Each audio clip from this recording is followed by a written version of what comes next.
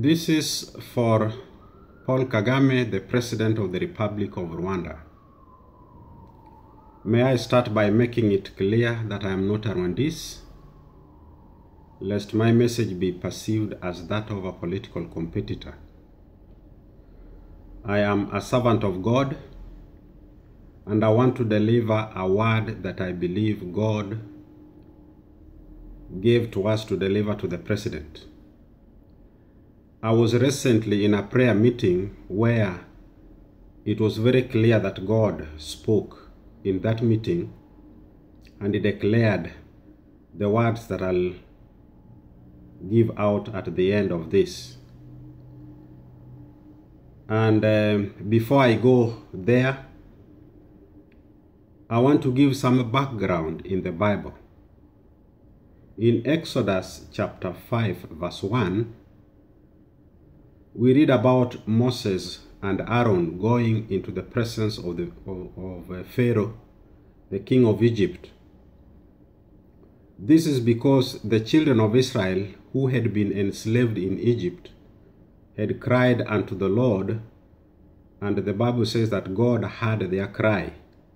And so He sent Moses and Aaron to go and deliver them. So when Moses and Aaron went into the presence of Pharaoh, they told him that this is what the Lord says. And it went like this, if I should quote it from the Bible.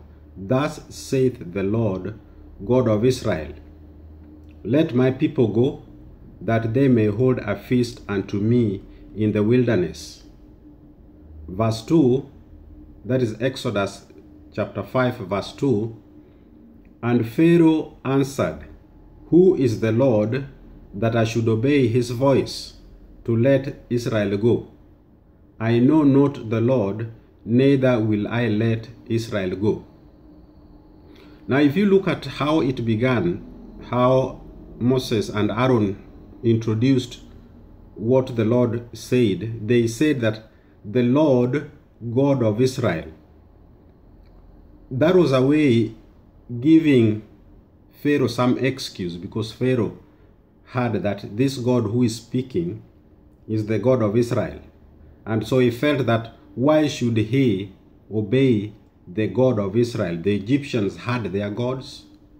And so if God came and introduced himself as the God of the Israel, Pharaoh felt that, well, he is the God of Israel, and I'm the king of Egypt, and we have our gods.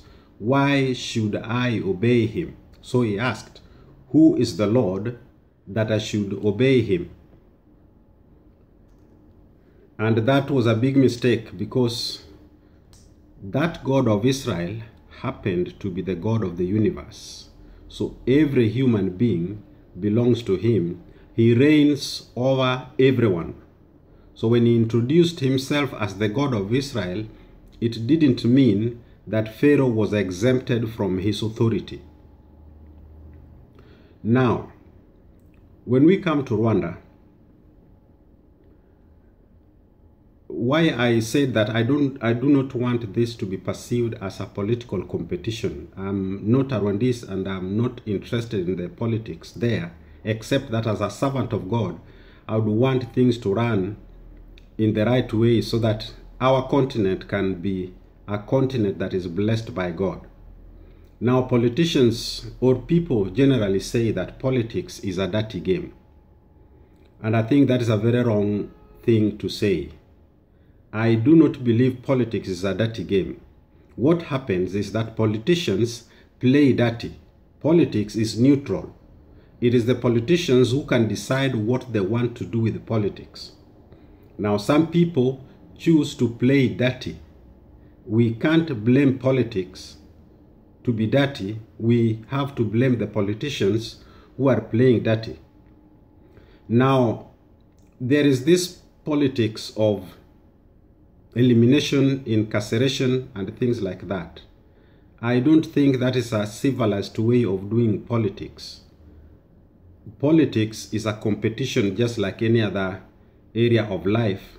People compete in economics, in the market. People compete in the field, football, people compete in athletics, everywhere. Life is about competition. And so politics is not exempted.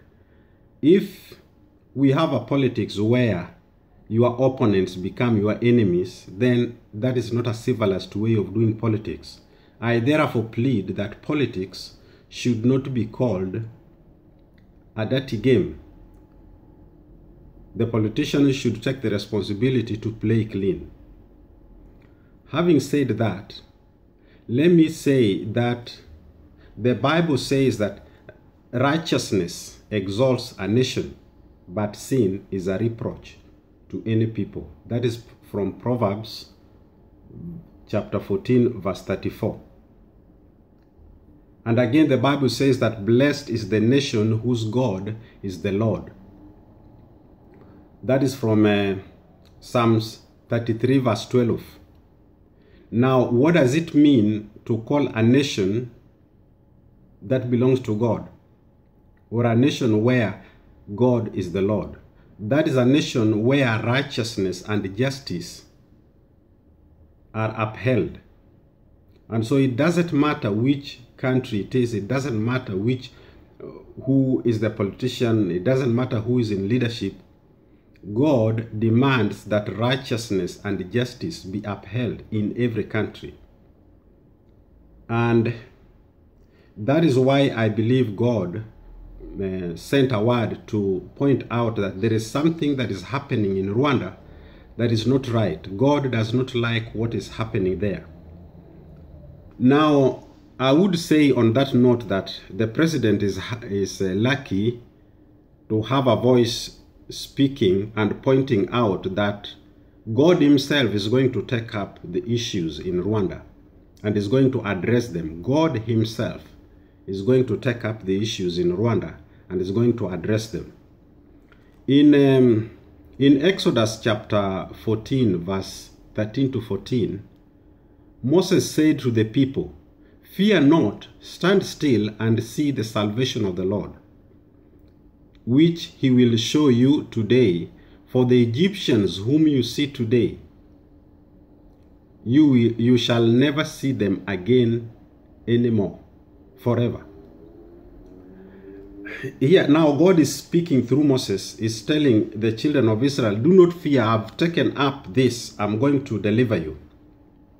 And the Egyptians that are coming, because they were afraid after coming to the Red Sea, and the Egyptians were coming to capture them, or maybe kill them, or beat them, or torture them, they were afraid, they cried to God.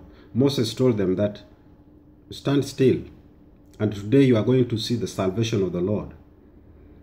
And he also said that these Egyptians whom you see today, you will never see them again forever. I wish the Egyptians had that voice. You see, they didn't know what they were running into. And so they are going there because they couldn't hear the voice of God that was speaking through Moses. And God had just said that they are not going to be seen anymore. That means they were going to die, but they didn't know.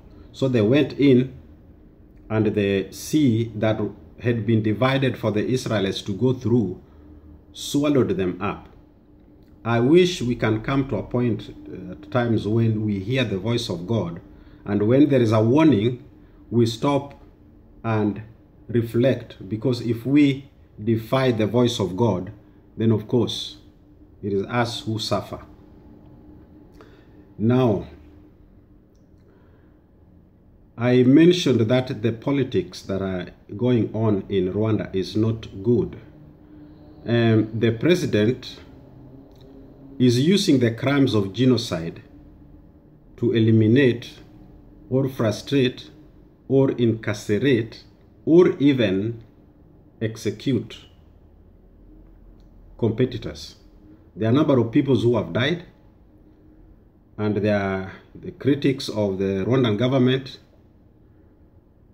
and that should not happen. God himself has said that enough is enough and is going to address the cases.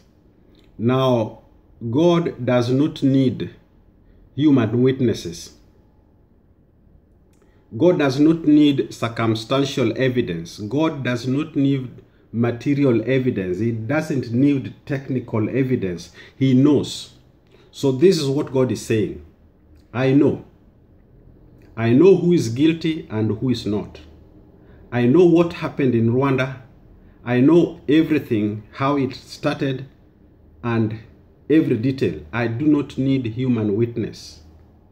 And because I know, I am going to take up the case myself. This is now the voice of God speaking. There are these people like, I will mention some few. There's Jean Uwinkindi, who has been sentenced to life imprisonment. There is Esther Nyiransabimana, who has been put in prison. There is somebody in Holland, Marie Estelle Murebgayire, who is a preacher. Some of these people are not interested in taking power or competing the president. They are people who are pointing out the injustice that is happening in the land. And because they speak out, the government perceive that they are enemies of the government and they are being pursued. There is Leopold in the US, and there are so many other cases. There are cases in the UK. Now, I'm not here to defend these people. I do not know them in person, and I cannot say who is guilty and who is not. I cannot go into that. But as I have said, God says that I know. I know who is guilty and I know who is not guilty. The issue now is that in the process of pursuing both perceived and real political opponents of President Kagame, he is also pursuing the servants of God. Now, some of these people may be fake, some of them are true servants of God, but in the process of pursuing his critics and his perceived political opponents, he is also pursuing the servants of God. And some of them are being incarcerated. And God is saying, now this is the word of the Lord. Let my servants go, that they may serve me.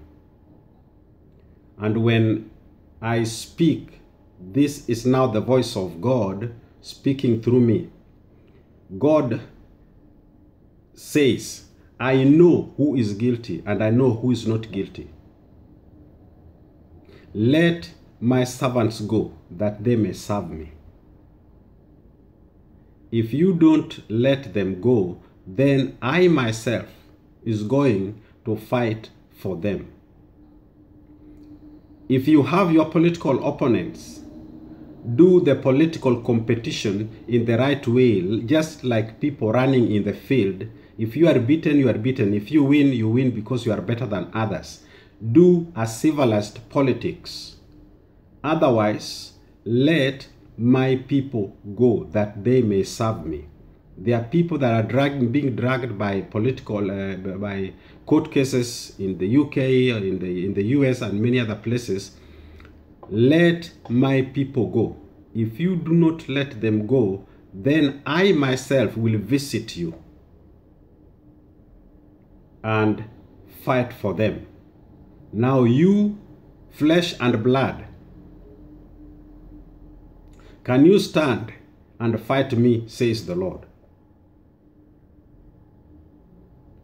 That is the word that God gave unto us